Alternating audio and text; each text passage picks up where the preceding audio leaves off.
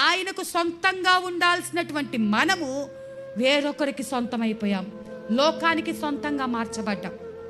అయితే అలా ఉన్నటువంటి మన దగ్గరికి హోషియా ప్రవక్త వచ్చినట్టుగా దేవాది దేవుడే 2025 సంవత్సరాల క్రితం ఆయన భూమి మీదకు వచ్చి యోగ్యత లేని వారము, అర్హత లేని వారము, ఎన్నిక లేని వారము, బలహీనులము. అసలు ఆయన ఎవరండి?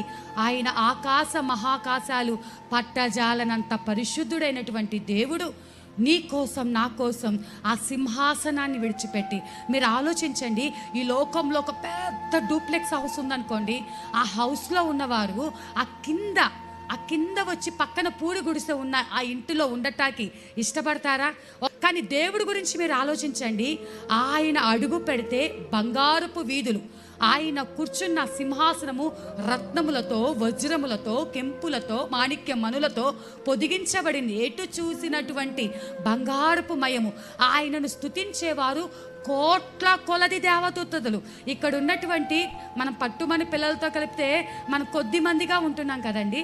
ఈ కొద్ది మంది ఆయన అంటున్నారు చూడండి, మీరందరూ ఒక పక్క నిలబడితే కోట్ల కొలది దేవదూతలు ఇంకొక పక్క నిలబడితే దేవుడికి ఎవరిష్టమో తెలుసా? ఆ కోట్ల కొలది దేవదూతల కంటే మీరంటేనే దేవుడికి ఇష్టమంట. హల్లెలూయా.